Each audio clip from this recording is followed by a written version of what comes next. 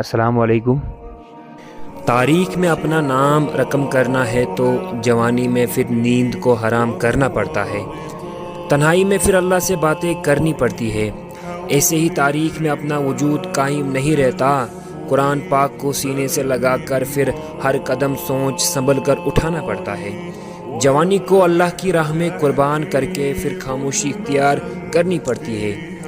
اس راہ میں وہی کامیاب ہوگا جس میں برداشت کرنے کی قوت ہوگی، جو صبر سے باتیں کرتا ہوگا، جو سمندر میں رہتا ہوگا، جسے دریا سے نفرت ہو، وہی تو اپنی ایک الگ سلطنت قائم کرتا ہے، ایک ایسی سلطنت جس کی بنیاد اس کا کردار ہوتا ہے۔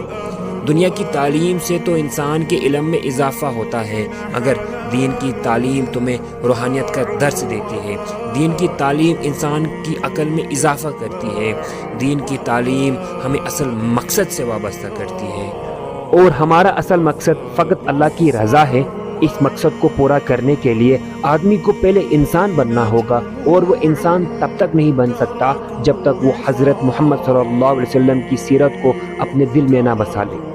یہ آپ بھی اور میں بھی بہتر جانتا ہوں کہ اس کائنات کا واحد مالک اللہ کی ذات ہے، اور اللہ نے پوری کائنات ہمارے نبی حضرت محمد صلی اللہ علیہ وسلم کے لیے بنائی۔ آدمی سے انسان بننے کا جو سفر ہے، اس کی بنیادی شرط ایمان ہے۔ جس مسلمان کے اندر ایمان ہوگا تو پھر وہ اللہ کو راضی کرنے کے لیے کسی بھی حد تک جانے کو تیار ہوگا۔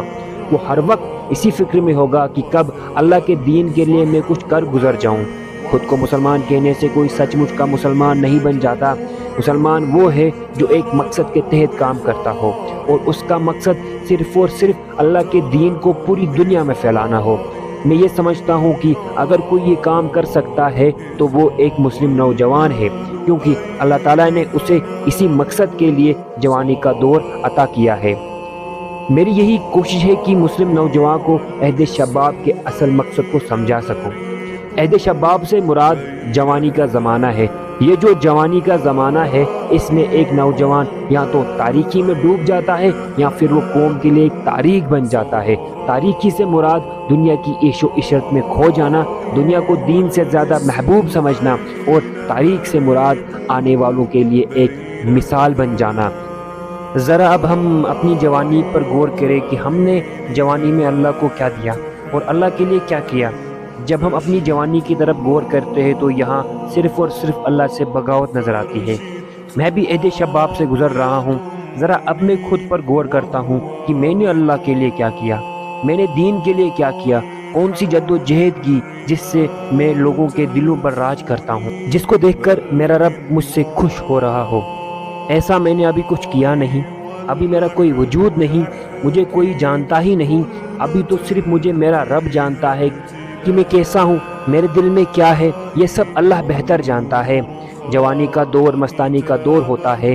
یہاں نوجوان اپنی منزل سے بھٹکتا بھی ہے اور کچھ جد و جہد کر کے اپنی منزل تک پہنچ ہی جاتے ہیں۔ اب مجھے فیصلہ کرنا ہے کہ مجھے کس راستے پہ چلنا ہے، وہ راستہ جو مجھے جہنم لے کے جائے گا یا وہ راستہ جو مجھے جنت لے کے جائے گا۔ جنت کون نہیں جانا چاہتا، یہ تو ہر مسلمان کی خواہش ہے، لیکن جنت بھی ایسی مفت میں نہیں مل جاتی۔ اس کو پانے کے لیے انسان کو جدوجہد کرنی پڑتی ہے، اللہ کی راہ میں کچھ زخم کھانے پڑتے ہیں۔ اللہ کا راستہ راہ الف کا راستہ ہے جو مجھے بھی اور آپ کو بھی جنت لے کر جائے گا۔ ہاں، کچھ لوگوں نے تو عہد شباب ضائع کر دیا۔ کیا ہم بھی اسی صف میں کھڑے ہیں؟ کیا میں بھی اس صف میں کھڑا ہوں؟ یہ مجھے بھی معلوم نہیں ہے۔